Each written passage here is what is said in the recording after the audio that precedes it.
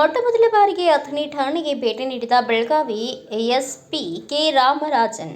ಮೊಟ್ಟಮೊದಲ ಬಾರಿಗೆ ಅಥಣಿ ಪೊಲೀಸ್ ಠಾಣೆಗೆ ಭೇಟಿ ನೀಡಿ ಪರಿಶೀಲನೆ ನಡೆಸಿದ ಬೆಳಗಾವಿ ಜಿಲ್ಲಾ ಪೊಲೀಸ್ ವರಿಷ್ಠಾಧಿಕಾರಿ ಕೆ ರಾಮರಾಜನ್ ಅವರು ಠಾಣೆಯ ಕಾರ್ಯವೈಖರಿ, ಸಿಬ್ಬಂದಿಗಳ ಕರ್ತವ್ಯ ನಿರ್ವಹಣೆ ಹಾಗೂ ಸಾರ್ವಜನಿಕರಿಗೆ ನೀಡಲಾಗುತ್ತಿರುವ ಸೇವೆಗಳ ಬಗ್ಗೆ ಸಮಗ್ರವಾಗಿ ಪರಿಶೀಲನೆ ನಡೆಸಿದರು. ಈ ವೇಳೆ ಠಾಣೆಯ ದಾಖಲೆಗಳನ್ನು ಪರಿಶೀಲಿಸಿದ ಎಸ್ಪಿ ಭೇಟಿ ಅವರು ಕಾನೂನು ಸುವ್ಯವಸ್ಥೆ ಕಾಪಾಡುವಲ್ಲಿ ಪೊಲೀಸ್ ಸಿಬ್ಬಂದಿಗಳು ಇನ್ನಷ್ಟು ಜಾಗರೂಕರಾಗಿ ಕಾರ್ಯನಿರ್ವಹಿಸಬೇಕು ಎಂದು ಸೂಚನೆ ನೀಡಿದರು. ಸಾರ್ವಜನಿಕರೊಂದಿಗೆ ಸ್ನೇಹಪರವಾಗಿ ವರ್ತಿಸುವುದು, ಸಾರ್ವಜನಿಕರಿಂದ ಬರುವ ದೂರುಗಳಿಗೆ ತಕ್ಷಣ ಸ್ಪಂದನೆ ನೀಡುವುದು ಹಾಗೂ ಅಪರಾಧ ತಡೆಗಟ್ಟುವ ನಿಟ್ಟಿನಲ್ಲಿ ಕಟ್ಟುನಿಟ್ಟಿನ ಕ್ರಮ ಕೈಗೊಳ್ಳುವಂತೆ ನಿರ್ದೇಶನ ನೀಡಿದರು. ಅಥಣಿ ಪೊಲೀಸ್ ಠಾಣೆಯ ಸಿಬ್ಬಂದಿಗಳ ಕಾರ್ಯನಿರ್ವಹಣೆಯನ್ನು ಮೆಚ್ಚಿದ ಅವರು ಮುಂದಿನ ದಿನಗಳಲ್ಲಿ ಶಾಂತಿ ಸುವ್ಯವಸ್ಥೆ ಕಾಪಾಡುವಲ್ಲಿ ಇನ್ನಷ್ಟು ಜವಾಬ್ದಾರಿಯುತವಾಗಿ ಕಾರ್ಯನಿರ್ವಹಿಸುವಂತೆ ಕರೆ ನೀಡಿದರು.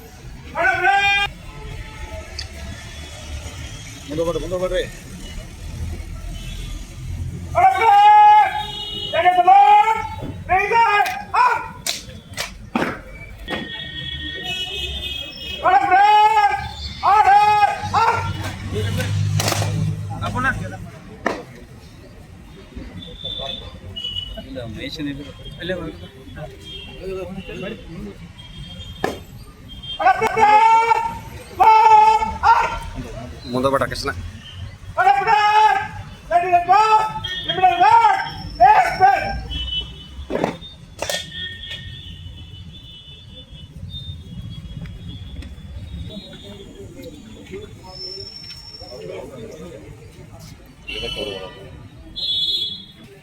ಅದಕ್ಕೇನು ಪರವಾಗಿ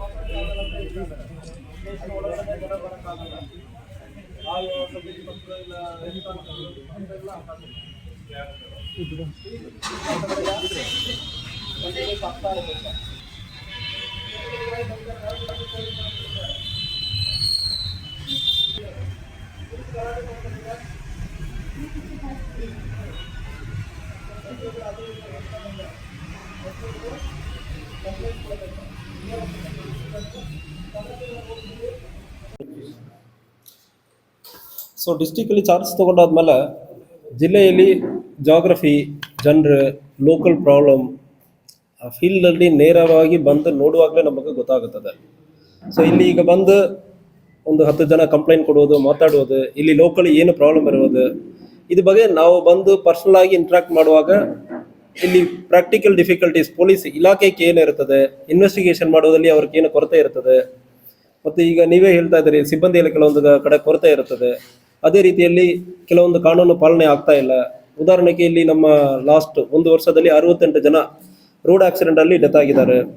ಸೊ ಸಮಸ್ಯೆ ಏನಂದರೆ ಫೀಲ್ಡ್ಗೆ ಬಂದು ನೋಡುವಾಗ ಈ ರೋಡ್ ನೋಡ್ತೀವಿ, ಆದ್ಮೇಲೆ ಕೇಸಸ್ ನೋಡ್ತೀವಿ, ಇದೆಲ್ಲ ಸ್ಟಡಿ ಮಾಡುವಾಗ ನಮಗೆ ಗೊತ್ತಾಗುತ್ತದೆ. ಆ ಹಿನ್ನೆಲೆಯಲ್ಲಿ ನಾನು ಪ್ರತಿ ಸ್ಟೇಷನ್ ಕೂಡ ನಾವು ವಿಸಿಟ್ ಮಾಡ್ತಾ ಇದ್ದೆ. ನಿನ್ನೆ ಗೋಕಾಕಲ್ಲಿ 9 ಸ್ಟೇಷನ್ ವಿಸಿಟ್ ಮಾಡಿದ್ದೀನಿ. ಇವತ್ತು ನಮ್ಮ ಅಥಣಿ ತಾಲೂಕಲ್ಲಿ ಇರುವ ಅಥಣಿ ತಾಲೂಕು ಮಾತ್ರ ಅಲ್ಲ, ಅಥಣಿ ಸಬ್ ಡಿವಿಷನ್, ಅಥಣಿ, ರಾಯಬಾಗ್ ಎಲ್ಲ ಸ್ಟೇಷನ್ನು ಕೂಡ ಸ್ಟೇಷನ್ ವಿಸಿಟ್ ಮಾಡಿಬಿಟ್ಟು ಇಲ್ಲಿ ಏನೇನು ಸಮಸ್ಯೆ ಇರ್ತದೆ, ಅದಕ್ಕೆ ಏನು ಪರಿಹಾರ ಇದೆಲ್ಲ ಸರಿಪಡಿಸೋದಕ್ಕೆ ಬಂದಿದ್ದೀವಿ. ಈ ಹಿನ್ನೆಲೆಯಲ್ಲಿ ನಮ್ಮ ಈಗ ಪ್ರಯಾರಿಟಿ ನಮ್ಮ ಆಫೀಸರ್ಸ್ಗೆ ನಾವು ಏನು ಕೊಟ್ಟಿದ್ದೀನಿ ಅಂದರೆ, ಅಥಣಿ ತಾಲೂಕಲ್ಲಿ, ಅಥಣಿ ಸಬ್ ಡಿವಿಷನಲ್ಲಿ ಪರ್ಟಿಕ್ಯುಲರ್ಲಿ ಸಿಕ್ಕಾಪಟ್ಟ ರೋಡ್ ಆಕ್ಸಿಡೆಂಟ್ ಆಗ್ತಾ ಇದೆ. ಇದನ್ನು ತಡೆಗಟ್ಟಬೇಕು.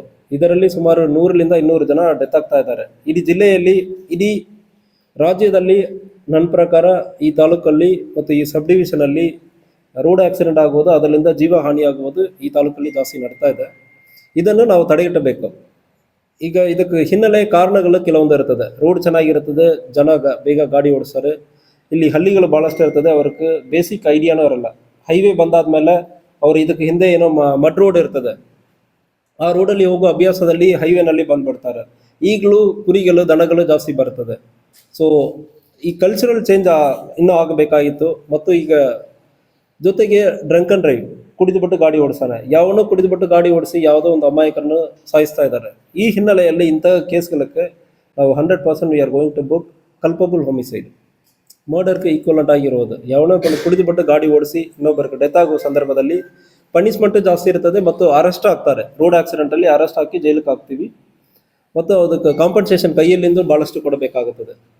ಸೊ ಇದು ಒಂದು ವೇಳೆ ಜೀವ ಹಾನಿ ಆಗಲ್ಲ ಅಂದ್ರೆ ಕುಡಿದು ಬಿಟ್ಟು ಗಾಡಿ ಓಡಿಸುವಾಗ ಡ್ರಂಕ್ ಆ್ಯಂಡ್ ಡ್ರೈವ್ ಕೇಸ್ ಅಂದರೆ 10,000 ಫೈನಲ್ಲಿ ಮುಗಿಯಲ್ಲ. 5 ವರ್ಷ 7 ವರ್ಷ ಬರೋ ಪನಿಷ್ಮೆಂಟ್ ಇರುತ್ತದೆ, ಶಿಕ್ಷೆ ಆಗುತ್ತದೆ. ಸೊ ಅಂಥ ಕೇಸ್ ಬುಕ್ ಮಾಡೋದಕ್ಕೆ ನಾವು ಸೂಚನೆ ಕೊಟ್ಟಿದ್ದೀವಿ. ಸೊ ಇದು ಒಂದು. ಮತ್ತು drunk and drive, minor driving ಯಾರು ಬೇಕಾದ್ರೆ ಗಾಡಿ ಓಡಿಸ್ತಾ ಇದ್ದಾರೆ, ಅದಕ್ಕೆ ಅವಕಾಶ ಇಲ್ಲ. ಅದ್ರ ಬಗ್ಗೆನೂ ಕೂಡ ಸೂಚನೆ ಕೊಟ್ಟಿದ್ದೀವಿ. ಇನ್ನೊಂದು, ಸಾರ್ವಜನಿಕರ ಜೊತೆ ಇರಲಿ, ಇಲಾಖೆ ಮಧ್ಯದಲ್ಲಿ ಇರಲಿ, ನಾವು ಒಬ್ಬರ ಜೊತೆ ಮಾತಾಡುವಾಗ ಬೆಲೆ ಕೊಟ್ಟು ಮಾತಾಡಬೇಕು. ಸ್ಟೇಷನಲ್ಲಿ ಸಾರ್ವಜನಿಕರು ಹೋಗುವಾಗ ಸ್ಪಂದಿಸಬೇಕು, ಬೆಲೆ ಕೊಟ್ಟು. ನಮ್ಮ ಆಫೀಸಲ್ಲಿ ಬರುವಾಗಲೂ ಫಸ್ಟ್ ಬಂದಾದ್ಮೇಲೆ ಕೂರಿಸಿ ನಿಧಾನಕ್ಕೆ ಅವ್ರ ಕಡೆ ಏನು ಸಮಸ್ಯೆ ಅಂದರೆ ಹೇಳ್ಕೊಳ್ತಾ ಇದ್ದೀವಿ.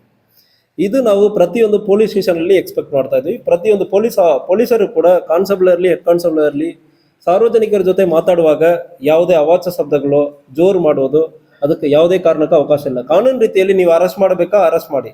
ಜೈಲಿಗೆ ಪ್ರೊಡ್ಯೂಸ್ ಮಾಡಬೇಕಾ, ಜೈಲಿಗೆ ಪ್ರೊಡ್ಯೂಸ್ ಮಾಡಿ. ಇನ್ವೆಸ್ಟಿಗೇಷನಲ್ಲಿ ಕ್ವಾಲಿಟಿ ನಾವು ಮಾಡಬೇಕು.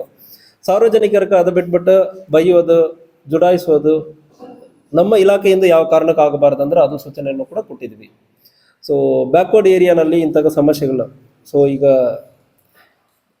ದಕ್ಷಿಣ ಕನ್ನಡದಲ್ಲಿ ಮತ್ತು ನಮ್ಮ ಕರ್ನಾಟಕ ಸದರ್ನ್ ಪಾರ್ಟಲ್ಲಿ ನಾವು ನೋಡುವ ಸಂದರ್ಭದಲ್ಲಿ ಜನ ಭಾಳಷ್ಟು ಓದಿರೋರು ಪ್ರಶ್ನೆ ಮಾಡ್ತಾರೆ. ನೀವು ಒಂದು ಪದ ನೀವು ಬೈಯುವಾಗಲೇ ಪೊಲೀಸರನ್ನು ಪ್ರಶ್ನೆ ಮಾಡ್ತಾರೆ. ಬಟ್ ಇಲ್ಲಿ ಪ್ರಶ್ನೆ ಮಾಡೋದು ಕಮ್ಮಿ ಇದೆ. ಸಾರ್ವಜನಿಕರಿಗೆ ನಾನು ಏನು ಹೇಳ್ಕೊಳ್ತೇನೆ ಅಂದರೆ, ಯಾರು ಅವಾಚ್ಯ ಶಬ್ದದಲ್ಲಿ ಬೈತಾರೆ ಅಂದರೆ ಅದು ಇಲಾಖೆ ಇರಲಿ, ಇನ್ನೊಬ್ಬರಲ್ಲಿ, ದಯವಿಟ್ಟು ಕಂಪ್ಲೇಂಟು ನೀವು ಕೊಡೋದಕ್ಕೆ ಅವಕಾಶ ಇರ್ತದೆ. ಯಾವುದೇ ಕಾರಣಕ್ಕೂ ಪೊಲೀಸರಿರಲಿ, ಯಾವ ಇಲಾಖೆ ಇರಲಿ, ನಿಮ್ಮ ಬೆಲೆಯನ್ನು ಬಿಟ್ಕೊಡೋದು ಬೇಡ. ನಿಮಗೊಂದು ಸಮಸ್ಯೆ ಅಂದರೆ ಹೇಳುವಾಗ ನೀವು ಇಲ್ಲಿ ಬರುವ ಸಂದರ್ಭದಲ್ಲಿ ಕಂಪ್ಲೇಂಟ್ ತಗೊಳ್ಳೋದಕ್ಕೆ ಸ್ಟೇಷನ್ ಇರೋದು ಬರಬೇಕು. ಒಂದು ವೇಳೆ ಇಲ್ಲಿ ಕ್ರಮ ಕೈಗೊಂಡಿಲ್ಲ ಅಂದರೆ ನಮ್ಮ ಆಫೀಸಕ್ಕೂ ಬರಬಹುದು. ಸೊ ನಮ್ಮ ಆಫೀಸಕ್ಕೆ ಬರೋ ಸಂದರ್ಭದಲ್ಲಿ ಇಲಾಖೆಯಲ್ಲಿ ಅವ್ರು ಏನು ತಪ್ಪು ಮಾಡಿದ್ದಾರೆ ಅಂದರೆ ಅವ್ರ ಮೇಲೂ ಕೂಡ ನಾವು ಕ್ರಮ ಕೈಗೊಳ್ತೀವಿ. ಇವತ್ತು ಕೂಡ ಇಲಾಖೆಯವರ ಮೇಲೇ ಒಂದು FIR ಕೂಡ ದಾಖಲು ಮಾಡಿದ್ದೀವಿ. ಇನ್ನೊಂದು ಕೇಸಲ್ಲಿ ನಮ್ಮ ಇಲಾಖೆಯರಲ್ಲಿ ಬೇರೆ ಇಲಾಖೆಯಲ್ಲಿ ತಪ್ಪು ಮಾಡ್ತಾರಂದ್ರೆ ಎಲ್ಲ ಒಂದೇ. ಸೊ ಆ ರೀತಿಯಲ್ಲಿ ಯಾರು ತಪ್ಪು ಮಾಡ್ತಾರಂದರೆ ನಾವು FIR ಮಾಡೋದಕ್ಕೆ ಯಾವುದೂ ಯೋಚನೆ ಮಾಡಲ್ಲ. ಈಗ ನಾನು ಸ್ಟೇಷನ್ ವಿಸಿಟ್ ಮಾಡೋ ಸಂದರ್ಭದಲ್ಲಿಯೇ ಒಂದು ಕೇಸ್ ಕೊಟ್ಟಿದ್ದಾರೆ, ಅದಕ್ಕೆ FIR ಮಾಡಿ ಅಂದರೆ ಹೇಳಿದ್ದೀನಿ. ಸೊ FIR ಮಾಡೋದು ತಕ್ಷಣ ಆಗಬೇಕು. 2 ದಿವಸ 3 ದಿವಸ ಕಾಯೋದು ಅದಕ್ಕೆ ಅವಕಾಶ ಇಲ್ಲ. ಸೊ ಅಂದಾಗ ಏನು ಸ್ಟೇಷನಲ್ಲಿ ಕಂಡು ಬಂದ ಸಂದರ್ಭದಲ್ಲಿ ನನ್ನ ಗಮನಕ್ಕೆ ತಗೊಂಡು ಬರ್ಬೋದು. ಸೊ ಹೆಚ್ಚುವರಿ ಸಿಬ್ಬಂದಿ ಮಾಡುವುದು ಇದು ನನ್ನ ಕೈಯಲ್ಲಿ ಮಾತ್ರ ಇಲ್ಲ. ಇಲಾಖೆಯಲ್ಲಿ ಇದು ಫಿನಾನ್ಸ್ ಡಿಪಾರ್ಟ್ಮೆಂಟ್ ಗೌರ್ಮೆಂಟ್ ಲೆವೆಲಲ್ಲಿ ಆಗಬೇಕಾಗಿರೋದು. ಬಟ್ ನನಗೂ ಗೊತ್ತಿದೆ ಇಲ್ಲಿ ಸಮಸ್ಯೆ ಭಾಳಷ್ಟು ಇರ್ತದೆ. ಅವ್ರಿಗೆ ಕೆಲಸ ಒತ್ತಡ, ಇನ್ಸ್ಪೆಕ್ಟ್ರಿಗಿರಲಿ, ಸಬ್ ಇನ್ಸ್ಪೆಕ್ಟ್ರಿಗಿರಲಿ ಕೆಲಸ ಒತ್ತಡ, ಸಿಕ್ಕಾಪಟ್ಟ ಒತ್ತಡ ಇರ್ತದೆ. We are aware of it. ಅದಕ್ಕೆ ನಾವು ಕೂಡ ಪುಷ್ ಮಾಡ್ತೀವಿ. ಇಲ್ಲಿ ಇರುವ strength, what ever sanction strength ಇರ್ತದೆ, ವೇಕೆನ್ಸಿ ಇಲ್ಲದೆ ಇಲ್ಲಿ ಪುಷ್ ಮಾಡೋದಕ್ಕೆ ಪ್ರಯತ್ನ ಮಾಡ್ತೀವಿ. ಪ್ರಮುಖವಾಗಿ ನೀವು ಹುಡುಗೇನು ಆಕ್ಸಿಡೆಂಟ್ ಆಗ್ತಾ ಇರೋದು ಅದಕ್ಕೆ ಕಾರಣ ಅಕ್ರಮವಾಗಿ ಹಳ್ಳಿಗಳಲ್ಲಿ ಸಾರಾಯಿ ಮಾಡ್ತಾ ಇರೋದು. ಅದಕ್ಕೂ ಕಾರಣ ಅದರಿಂದ ವಿದ್ಯಾರ್ಥಿಗಳು ಅಷ್ಟೇ ಆಗಲ್ಲ, ಗಲಾಟೆಗಳು ಸಹ ಜಾಸ್ತಿ ಆಗ್ತಾ ಇದೆ ಸರ್. ಅದ್ರ ಬಗ್ಗೆ ತಾವು ಯಾವ ರೀತಿ ಕ್ರಮಕ್ಕೆ ತಮ್ಮ ಇಲಾಖೆಯಿಂದ ಯೋಜನೆ ಮಾಡಿದ್ದೀರಿ? ಈಗ ನಾವು ಏನು ಹೇಳ್ತಾ ಇದ್ವಿ, 112 ನೀವು ಕಾಲ್ ಮಾಡ್ತಾರಂದ್ರೆ ERSS ಗಾಡಿ ಅಂದರೆ ಎಲ್ಲ ಕಡೆನೇ ನಿಂತ್ಕೊಂಡಿರ್ತದೆ. ಈಗ ಪ್ರತಿಯೊಂದಕ್ಕೂ ಸಬ್ ಇನ್ಸ್ಪೆಕ್ಟ್ರೇ ಬರಬೇಕಂದ್ರೆ ಇಲ್ಲ. ನೀವು ಕಾಲ್ ಮಾಡಿದ ತಕ್ಷಣ ERSSಗೆ ನೀವು ಕಾಲ್ ಮಾಡ್ತೀರಂದ್ರೆ ನನಗೆ ಪ್ರತಿ ದಿವಸ ರಿಪೋರ್ಟ್ ಬರ್ತದೆ. ನೀವು ಏನು ಕಾಲ್ ಮಾಡಿದ್ದೀರಂದ್ರೆ ನಮಗೆ ಗೊತ್ತಾಗುತ್ತದೆ. ಅವರ ಇಲಾಖೆಯಲ್ಲಿ ಕ್ರಮ ಕೈಗೊಳ್ಳಬೇಕಾಗುತ್ತದೆ. ಸೊ ಇಲ್ಲ ಅಂದರೆ ಅದು ನನ್ನ ಗಮನದಲ್ಲಿ ಇರ್ತದೆ. ಮತ್ತು ಅದು ವಾಯ್ಸ್ ನೀವು ಏನೇನು ಮಾತಾಡಿದ್ರೆ ಅದು ರೆಕಾರ್ಡ್ ಆಗುತ್ತದೆ, ನಾಳೆ ಎವಿಡೆನ್ಸ್ ಆಗಿ ಯೂಸ್ ಆಗುತ್ತದೆ. ಗಾಂಜಾ ಇರಲಿ, ಗಾಂಜಾಕ್ಕೆ ಪರ್ಟಿಕ್ಯುಲರ್ಲಿ ಗಾಂಜಾ ಬಗ್ಗೆ ಇಶ್ಯೂ ಎಸ್ಕಲೇಟ್ ಮಾಡಿದಿರಿ. ಇವತ್ತು ನೈಟ್ ಬ್ಯಾಂಗ್ಳೂರ್ಲಿಂದ ಆಲ್ರೆಡಿ ನಾವು ಆರ್ಡ್ರ್ ಮಾಡಿದ್ದೀವಿ. ಇವತ್ತು ನೈಟ್ ಗಾಂಜಾ ಟೆಸ್ಟ್ ಮಾಡುವ ಕಿಟ್ ಇಲ್ಲಿ ಕಳಿಸ್ತಾ ಇದ್ದಾರೆ. ಸೊ ನಾಳೆ ಬೆಳಗಾಂಕ್ಕೆ ಬರ್ತದೆ. ವಿತಿನ್ 2-3 ಡೇಸ್ ಎಲ್ಲ ಸ್ಟೇಷನ್ಗಳಿಗೂ ಕೊಡ್ತಾ ಇದ್ದೀವಿ. ಯಾರ್ಯಾರೆಲ್ಲ ಗಲಾಟೆ ಮಾಡ್ತಾರೆ, ಯಾವುದೇ ಸಮಸ್ಯೆ ಇರ್ತದೆ, ನಮಗೆ ಡೌಟ್ ಇರ್ತದೆ, ಅವ್ರ ಮೇಲ್ಗಡೆ ಎಲ್ಲ ಗಾಂಜಾ ಟೆಸ್ಟ್ ಮಾಡುವುದಕ್ಕೆ ಇಮಿಡಿಯೇಟ್ಲಿ ತಕ್ಷಣ ಒಂದು 2 ನಿಮಿಷದಲ್ಲಿ ಗಾಂಜಾ ಟೆಸ್ಟ್ ಮಾಡೋದಕ್ಕೆ ಅವಕಾಶ ಇರ್ತದೆ. ಇದಕ್ಕಿಂತ ನಾವು ಹಾಸ್ಪಿಟಲ್ ಕರ್ಕೊಂಡೋಗಿ ಟೆಸ್ಟ್ ಮಾಡುವುದರಲ್ಲಿ ಸಮಸ್ಯೆ ಇತ್ತು. ಈಗ ನಾವು ಗಾಂಜಾ ಟೆಸ್ಟ್ ಮಾಡೋದಕ್ಕೆ ತಕ್ಷಣ ಮಾಡೋದಕ್ಕೆ ಅವಕಾಶ ಇರ್ತದೆ. ಅದು ಇನ್ನೂ ಒಂದು 2 ದಿವಸದಲ್ಲಿ ಶುರುವಾಗುತ್ತದೆ. ಯಾವುದೋ ಒಂದು ಕಂಪ್ಲೇಂಟ್ ಮೇಲ್ಗಡೆ ಇವನು ಗಾಂಜಾ ಸೇರಿದಾನಂದ್ರೆ ನೀವು ಕಂಪ್ಲೇಂಟ್ ಕೊಡ್ತೀರಂದ್ರೆ ಗಾಂಜಾ ಟೆಸ್ಟ್ ಮಾಡ್ತೀವಿ. ಅದೇ ರೀತಿಯಲ್ಲಿ ಮದ್ಯಪಾನ ಹಳ್ಳಿಯಲ್ಲಿ ಸಣ್ಣ ಪುಟ್ಟ ಅಂಗಡಿಯಲ್ಲಿ ಮಾರಾಟ ಮಾಡೋದಕ್ಕೆ ಅದಕ್ಕೂ ಕೂಡ ಕಾನೂನು ರೀತಿಯಲ್ಲಿ ಕ್ರಮ ಕೈಗೊಳ್ತೀವಿ. ನೀವು ಒಂದು ಫೋನ್ ಕಾಲ್ ಮಾಡ್ತೀರ ಅಂದ್ರೆ ತಕ್ಷಣ ಬಂದು ಅಲ್ಲಿ ರೈಡ್ ಮಾಡೋಕ್ಕೆ ನಾವು ಸೂಚನೆ ಕೊಡಲಾಯಿತು. ನೀವು ಯಾರೋ ಒಬ್ಬರು ಕಾಲ್ ಮಾಡಿ ಸೂಚನೆಗಳನ್ನು ಮಾಹಿತಿಯನ್ನು ಕೊಡಬೇಕು.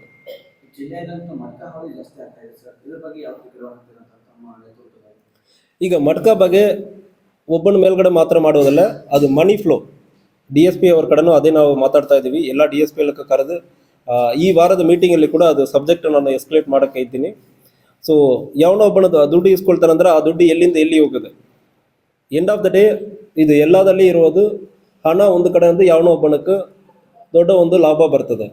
ಸೊ ಅಲ್ಲಿ ನಾವು ರೀಚ್ ಆಗಬೇಕಾ. ಇಲ್ಲಿ ಯಾರೋ ಒಂದು 4 ಜನ ಹಿಡಿಯೋರು ಇವನ್ ವಸೂಲಿ ಮಾಡ್ತಾನಂದ್ರೆ ಮಾತ್ರ ಅಲ್ಲ, ಲಾಸ್ಟ್ ಪಾಯಿಂಟ್ ಬರ ಹೋಗ್ಬೇಕು. ಗಾಂಜಾದಲ್ಲಿ ಅದೇ ರೀತಿಯಲ್ಲಿ ಒಬ್ಬನ ಸೇರ್ತಾನಂದ್ರೆ ಅವನಿಗೆ ಎಲ್ಲಿಂದ ಬಂತು ಅದ್ರ ಬಗ್ಗೆ ಡೀಟೇಲ್ ಆಗಿ ಹೋಗಬೇಕಂದ್ರೆ ವಿಚಾರಣೆಯಲ್ಲಿ ಕೂಡ ನಾವು ಅದು ಫಾಲೋ ಅಪ್ ಮಾಡೋಕ್ಕೆ ಹೇಳಿದ್ದೀನಿ DSP ಇಲಕ್ಕೆ. ನಾನು ಕೂಡ ಕೆಲವೊಂದು ಕೇಸ್ ಇಂಪಾರ್ಟೆಂಟ್ ಕೇಸಲ್ಲಿ ಪರ್ಸನಲಿ ಫಾಲೋ ಅಪ್ ಮಾಡ್ತೀನಿ. ಸೊ ಸೈಬರ್ ಕ್ರೈಮಲ್ಲಿ practically we have the difficulty. Cyber crime, ಅರ್ಧ ಸೈಬರ್ ಕ್ರೈಮ್ ನಾವು ತುಂಬ ನಮ್ಮ ಆಸೆಯಿಂದ ಆಗ್ತದೆ. ಯಾವುದು ಕೆಲಸ ಮಾಡದೆ ಪ್ರತಿ ದಿವಸಕ್ಕೆ 10,000 ಬರ್ತಂದ್ರೆ ಇಲ್ಲಿ ಬರ್ತದೆ. ಇಲ್ಲಿ ಇವತ್ತು ನಾನು ಬೆಳಗ್ಗೆ 7 ಗಂಟೆಗೆ ಸಂಡೇ ನಾನು ಈಗ ಇವತ್ತು ಕೆಲಸಕ್ಕೆ ಬಂದೇನೆ, ನನಗೆ ಸಂಬಳ 4,000 ಅಷ್ಟೇ ಗೌರ್ಮೆಂಟ್ಲಿಂದ ಕೊಡ್ತಾ ಇರೋದು. ಈ ಎಕ್ಸಾಮ್ ಎಲ್ಲ ಪಾಸ್ ಮಾಡಿ ನನಗೆ ಸಿಗ್ತಾ ಇರೋ ಸಂಬಳ 4,000 ಕೊಡ್ತಾರೆ. ಸೊ ಯಾರೋ ಒಬ್ಬರು ಹೇಳಿಬಿಡ್ತಾರೆ ಅಂದರೆ ಆನ್ಲೈನಲ್ಲಿ ನಿಮಗೆ ದಿವಸಕ್ಕೆ 5,000 10,000 ಕೊಡ್ತೀರಂದ್ರೆ ಮನೆಯಲ್ಲಿ ನೀವು ಕೂತ್ಕೊಳ್ಳಿ ಆರಾಮಾಗಿ ಮಲಿಕೊಂಡು ನೀವು ಹಣ ಬರ್ತಂದ್ರೆ ಇಲ್ಲವಾಗ ಒಂದು ಗ್ರೀಡಿನೆಸ್, ತುಂಬ ಆಸೆ, ಯಾವುದು ಕೆಲಸ ಮಾಡದೆ ಬರಬೇಕಂದ್ರೆ ಇದರಿಂದ ಅರ್ಧ ಕೇಸ್ ಆಗ್ತಾ ಇದೆ. ಇನ್ನೊಂದು ಸ್ಟಾಕ್ ಮಾರ್ಕೆಟಲ್ಲಿ ನೀವು 50,000 ಕೊಡಿ ಒಂದು ತಿಂಗಳಲ್ಲಿ 1 ಲಕ್ಷ ಆಗಬೇಕಂದ್ರೆ ನಾನೆಲ್ಲ ಒಂದು ಕೋಟಿ ಸಾಲ ತೊಗೊಂಡು ಕೊಟ್ಟು ಒಂದು ಕೋಟೀಶ್ವರನ ಆಗಿರಬಹುದಲ್ಲ. ನಾವು ಯಾಕೆ ಕಷ್ಟಪಡ್ತಾ ಇರ್ತೀವಿ, ಸ್ಯಾಲರಿಯಲ್ಲಿ ಬದುಕ್ತಾ ಇರ್ತೀವಿ. ಸೊ ಲಾಜಿಕಲಿ ಸ್ವಲ್ಪ ಜನರು ಯೋಚನೆ ಮಾಡಬೇಕು. ಈ ಸಂದರ್ಭದಲ್ಲಿ ಡಿವೈಎಸ್ಪಿ ಪ್ರಶಾಂತ್ ಮುನ್ನೊಳ್ಳಿ, ಸಿಪಿಐ ಸಂತೋಷ ಹಳ್ಳೂರ್, PSI ಉಪ್ಪಾರ್ ಸೇರಿದಂತೆ ಪೊಲೀಸ್ ಉಪನಿರೀಕ್ಷಕರು ಹಾಗೂ ಠಾಣೆಯ ಸಿಬ್ಬಂದಿಗಳು ಉಪಸ್ಥಿತರಿದ್ದರು. ಬ್ಯೂರೋ ರಿಪೋರ್ಟ್ ಸುಕುಮಾರ್ ಮಾಧರ್, ಭಾರತ ವೈಭವ ನ್ಯೂಸ್, ಅಥಣಿ.